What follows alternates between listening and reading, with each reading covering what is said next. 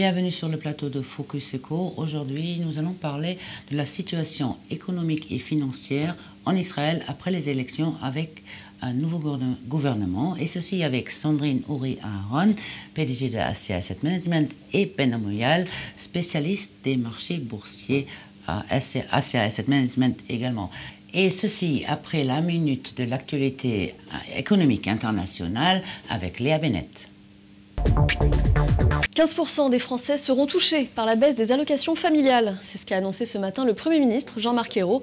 Cette baisse concernera uniquement les plus hauts revenus. L'objectif de cette réforme est de ramener à l'équilibre la branche famille de la sécurité sociale qui a besoin de 2,2 milliards d'euros. Le Fonds monétaire international considère que la France est déjà en récession.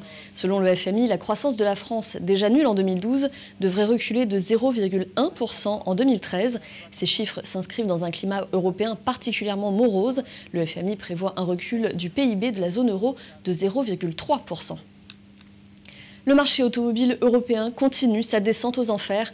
Pour le 18e mois d'affilée, les ventes de véhicules neufs sont en baisse dans l'Union européenne. Rien qu'en mars, elles ont chuté de 10,2%. Sur le premier trimestre 2013, les ventes reculent de 9,8% par rapport à la même période en 2012. Au niveau européen, seul le Royaume-Uni s'en sort. Ses ventes ont augmenté de près de 6%. Retour sur le plateau de Focus Eco. Donc, la situation économique et financière en Israël, elle est généralement bonne, mais aujourd'hui, on a eu des mauvaises surprises. Hier, Yair Lapid, qui est devenu ministre des Finances, a présenté un plan à Benjamin Netanyahu, le Premier ministre. Yair Lapid, il était connu pour son programme, il voulait aider la classe moyenne, il voulait baisser des taxes, de la TVA, donc il voulait en fait nous aider. Qu'est-ce que ça devient, Sandrine ? Alors, ça devient comme prévu exactement l'inverse de ce qu'il avait dit. Donc, on en avait parlé. Voilà, c'était voilà, c'est beau de parler, mais quand on arrive, quand on est ministre des Finances, après, il y a des choses qu'on est obligé de faire, même si on avait dit l'inverse. Donc, qu'est-ce qu'il propose? D'augmenter les impôts à nouveau d'1%, augmenter la TVA à nouveau d'1%, donc c'est des choses qui ont déjà été faites l'année dernière, voilà, on recommence, on augmente à nouveau, d'annuler l'avantage d'absence de TVA sur Elat, donc il propose de l'annuler. Donc on va payer de la TVA à Elat. De payer de la TVA à Elat. Donc ça c'est le côté, ce qu'on augmente, et ce qu'on enlève, ça va être, lui, il propose de baisser donc les dépenses publiques, ce qui est très bien, mais à nouveau de baisser les dépenses publiques au niveau de la sécurité. Alors là, ce qui va plaire un peu moins, c'est baisser les allocations familiales à partir du premier enfant. Donc, alors qu'il devait aider la classe moyenne, tout à coup on baisse les allocations familiales. C'est un calendrier assez surprenant de la part de Yair Lapid, qui devait baisser tout ça. En plus, il paraît qu'il veut également baisser le plafond de l'épargne salariale. Oui, en fait, il y a des avantages fiscaux pour l'épargne salariale en Israël qu'on appelle Keren Ishtalmut. Donc ça aussi, il veut enlever une partie des avantages fiscaux. Il veut faire aussi diminuer le budget sur tout ce qui est transport, etc. Donc ça, c'est problématique parce qu'en Israël, on a vraiment besoin de développer tout ce qui est train. Il devait y avoir un train qui va vers Jérusalem à Tel Aviv, ce qui est un minimum, un train pour il n'en veut Elat. plus. On ne sait pas très bien, mais ce qu'il veut, c'est couper beaucoup de ses dépenses. Donc, ce qui, à mon avis, c'est dommage parce qu'en plus, c'est déjà bien avancé. Donc, voilà. Et donc, tout ça, il présente à notre Premier ministre et on va attendre les réactions du Premier ministre. Il y aura certainement des changements, ça ne va pas passer tel quel. Ça ne va pas être voté tel quel, ça, il y a peu de chance. Donc Netanyahou qui a toujours dit qu'il fallait baisser les impôts pour augmenter les dépenses, ce qui est vrai. J'ai assisté une fois à une conférence qui était exceptionnelle, où il expliquait qu'effectivement les pays ont tendance à augmenter les impôts, mais en fait quand on augmente les impôts, on diminue les dépenses des gens, et donc au bout du compte, on diminue la croissance. Donc, il expliquait, le fameux pouvoir d'achat. Voilà. Et donc il expliquait qu'il fallait en fait faire l'inverse, baisser les impôts pour augmenter la croissance. Ce qui me paraît tout à fait logique et très pertinent. Et il a bien réussi jusqu'ici. Voilà, mais là, il a un peu commencé à faire le contraire. Et là, il propose, son ministre des Finances propose d'augmenter à nouveau les impôts. Donc j'espère que ça ne va pas passer parce que ça va créer un mauvais climat. Et puis surtout, les gens qui gagnent un peu d'argent vont commencer, les Israéliens qui gagnent un peu d'argent, parce que je ne parle pas du tout des gens qui font leur allié, etc. Ça, c'est à part. Mais les Israéliens qui ont de l'argent vont commencer à aller ailleurs. Donc c'est dommage. Donc j'espère qu'ils sauront faire les choses intelligemment.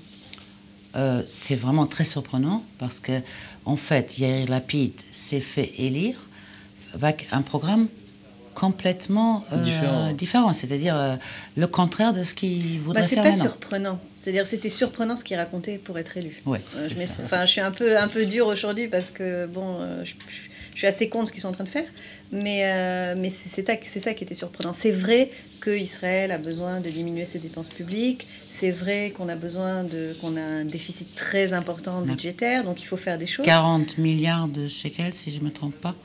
À peu près. Trou dans le budget. C'est un trou, c'est un trou beaucoup plus important que ce qu'on pensait. Mais c'est vrai aussi qu'il faut que j'espère qu'ils ne vont pas tomber dans les mêmes erreurs qu'avait fait l'Europe et les autres pays qui ont tué leur croissance en augmentant trop les impôts et en trop diminuant les dépenses publiques. Et ils ont fait fuir les gens qui avaient de l'argent. Et on peut dire moins qu'il y a de riches, plus qu'il y a de pauvres. C'est une bonne... Moi, je pense que quand un pays fait fuir ses riches, les pauvres, ils ne sont pas plus riches. Ils sont plus pauvres. Donc, c'est sûr que c'est dommage. Non, bien sûr. Ouais. Maintenant, est-ce qu'on peut espérer quand même que Benjamin Netanyahu, il est connu pour... le marché libre pour refuser ce plan. Pour faire... des réserves en tout cas. Voilà, des réserves. Il va pouvoir le renvoyer avec sa copie à corriger, je pense, en lui disant écoute, ça y est, il faut revoir ça, il y a des choses qu'on peut faire, des choses qu'on ne peut pas faire. En ce qui me concerne, la TVA est là, je ne pense pas que ce soit indispensable, cette suppression de TVA, enfin le fait qu'il n'y ait pas de TVA, donc ça va sûrement être accepté, puisque c'était un projet qui était discuté et rediscuté, mais pour le reste, c'est vraiment... mais ça sert au développement de Eilat, de la ville, etc. Mais Eilat est quand même, ça y est, maintenant bien développé. Je veux dire, sur le nombre d'hôtels, le nombre de personnes qui ont des appartements, la taille Eilat, etc. Je veux dire, c'est pas... D'accord. C'est un point mineur, je dirais, dans le programme. Mais baisser les allocations familiales à partir du premier enfant, ça me semble, les gens vont se révolter, non? C'est-à-dire que c'est un peu compliqué pour les gens qui ont vraiment besoin de ces allocations familiales. C'est encore enlever des entrées de la classe qui en a le plus besoin. Donc peut-être faire le programme, enfin il y avait une idée qui était lancée, je crois en France d'ailleurs, de diminuer les allocations selon les revenus. Donc faire quelque chose peut-être dans cette direction. Effectivement, les gens qui gagnent beaucoup d'argent ont besoin moins d'allocations familiales que les gens qui ne gagnent pas du tout. D'ailleurs, c'est une idée, en réalité, qui est partie d'ici, de ce plateau de Focus Eco, il y a quelques semaines avec Samuel Flato-Sharon, tout à fait. Exactement. Il paraît donc la France a suivi son idée. Yair Lapid en Israël, pas vraiment. On va voir. On va lui laisser le crédit, encore un peu de crédit. Et on va espérer qu'il va savoir reprendre les rênes et savoir diriger le pays financièrement, économiquement. Vous parlez de Benjamin Netanyahu? Non, je parle de Yair Lapid parce que Netanyahu, je sais qu'il sait le faire, donc je lui fais confiance. D'accord. Espérons le mieux. On va vous donner des nouvelles, des idées de Yair Lapid, très étonnantes. Maintenant, on va parler du dollar et du shekel. Le shekel est devenu très fort ces derniers temps. Le dollar s'affaiblit.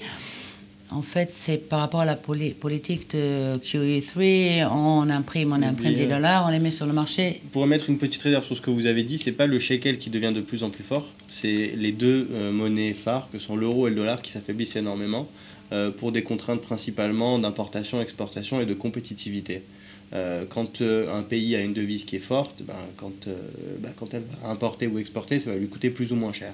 Donc les pays, donc les États-Unis, ont mécaniquement fait baisser leur monnaie, le dollar, fait baisser leur devise pour pouvoir être plus compétitif. Et c'est ce que essaye aussi de faire l'Europe, mais comme c'est une nébuleuse un peu plus complexe que les États-Unis, donc ils essayent, ils vont y arriver. Le Japon essaye de faire pareil aussi. Enfin voilà, tous ces pays qui jouent pas le jeu de la concurrence en fait, qui dévaluent si vous leur voulez, monnaie, voilà, et qui jouent pas le jeu. En fait, la Banque d'Israël ne laisse pas le shekel trop se renforcer par rapport au dollar. Ce qui est normal, sinon il n'y a plus d'exportation. Exactement. Dès qu'on arrive à un certain niveau, automatiquement, elle rachète des devises étrangères. Donc, elle va racheter du dollar, par exemple. Elle a racheté, il y a à peu près une semaine, elle a racheté 100 millions de dollars. Donc, pour faire remonter le shekel par rapport au dollar. pour faire remonter le dollar par rapport au shekel. D'ailleurs, ça pénalise beaucoup le marché israélien, énormément, bien sûr. Côté exportation, mais aussi côté tourisme. Bien sûr. Parce que si on devient cher, on devient un pays cher, tout à fait. On est déjà un pays cher, on devient encore plus cher. Bon, on devient plus cher pour les touristes en tout cas, qui viennent et qui avant, avec quelques dollars, avaient beaucoup plus de shekels que ce qu'ils en ont maintenant. Donc, c'est ça. Conjugué à une inflation d'environ 2-2,5%, vous vous rendez compte que c'est énorme. devient moins attrayant. Qu'est-ce qu'il peut faire d'autre pour contrer cette évolution? Rien. C'est-à-dire qu'il y a soit on rachète des devises, soit on diminue le taux d'intérêt. Parce qu'il y a aussi un autre facteur à prendre en jeu. On en avait parlé dans une de nos émissions. C'est la différence entre le taux d'intérêt, par exemple en euros ou en dollars, et le taux d'intérêt en shekel qui est beaucoup plus élevé. Donc il y a beaucoup de grandes banques, de grands hedge funds qui vont acheter du shekel, qui vont en fait prendre un prêt en euros ou en dollars, on en avait parlé dans le carry trade, et qui vont acheter du shekel pour placer leur argent en shekel pour avoir des taux d'intérêt plus élevés. Donc il y a une demande encore plus importante de shekel, et donc il y a encore plus de devises sur le marché qui va encore accentuer ce mouvement. Mais le problème qu'aura la Banque d'Israël, c'est justement, comme disait Sandrine, donc c'est soit baisser les taux, soit... Et ça, on ne peut pas le faire. Ça, on ne peut pas le faire parce que ça va faire courir l'inflation. Et l'inflation est déjà quand même assez élevée en Israël. Donc plus vous baissez les taux, plus l'inflation augmente. Donc on est un peu coincé. On est un peu coincé pour l'instant. À part racheter des devises. Ce qu'ils font. D'accord. Maintenant, les marchés se portent plutôt bien, le volume est faible mais stable. Alors sur la bourse israélienne, oui, c'est assez stable. On ne peut pas dire ni de grosses baisses, ni de grosses... C'est stable, mais très peu de volume. Donc, ce qui a quoi comme les conséquences? Les gens sont un peu attentistes, j'ai l'impression. Ils attendent, ils sont là, ils regardent, ils suivent, ils prennent quelques positions, mais il n'y a pas de gros mouvements comme on a vu... ces quelques dernières années avec les débuts des crises ou les fins des crises en fonction de là où on se plaçait. C'est plutôt une période attentiste. Là, ils attendent peut-être justement ce programme de Yair Lapid qui les a déçus, non, j'imagine? Ou est-ce que ça plaît au marché? Quand il y a des mesures drastiques, en général, ça plaît au marché. Les investisseurs, le marché aime bien ça. Quand il y a des gens qui prennent des mesures qui vont en fait tout faire pour assainir, pour diminuer le déficit budgétaire, etc. La rigueur, etc. La rigueur, en général, ça plaît au marché financier. Mais ça plaît peut-être au marché, mais est-ce que ça plaît aussi si on freine en même temps la consommation, le développement la croissance, des pays, la croissance finalement? Il faut trouver un juste équilibre, en fait. C'est ça l'économie. Ça veut dire que si c'était tout l'un ou tout l'autre, ce serait pas bon. Il faut trouver un juste équilibre entre dépenses et ce qu'on peut faire comme économie sur les impôts, etc. Donc pouvoir d'achat, croissance, etc. Donc c'est vraiment un équilibre et c'est là où... Mais là j'ai l'impression, on revient encore à ce Yair Lapid, c'est que là il a fait tout dans un sens. C'est rigueur, rigueur, rigueur. Non seulement il a coupé les rentrées et il va augmenter les sorties. Donc, voilà.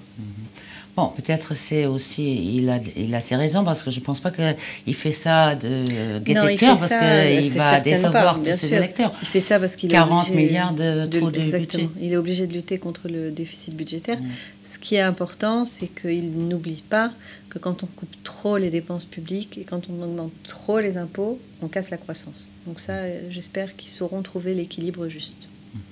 D'accord, l'émission arrive déjà à sa fin. Il reste le conseil de Sandrine. Alors aujourd'hui, puisqu'on parle du marché israélien, mon conseil va être d'investir une partie du portefeuille sur des actions israéliennes qui, à notre avis chez Assia, restent quand même encore très attractives par rapport aux autres marchés, que ce soit donc marché actions et même certaines obligations de société. Donc investir, pourquoi pas, une partie du portefeuille. Ça peut être fait en devises, donc si vous avez des euros ou des dollars, vous pouvez également investir sur le marché israélien sans avoir besoin de convertir. Voilà. Merci beaucoup pour cette émission. Merci Sandrine, merci Ben, merci de nous avoir suivis. Il y a un site internet, pas un site, une adresse email à laquelle vous pouvez écrire si vous avez des questions. C'est focuseco@yahoo.com. Je vous remercie. À demain. Au revoir.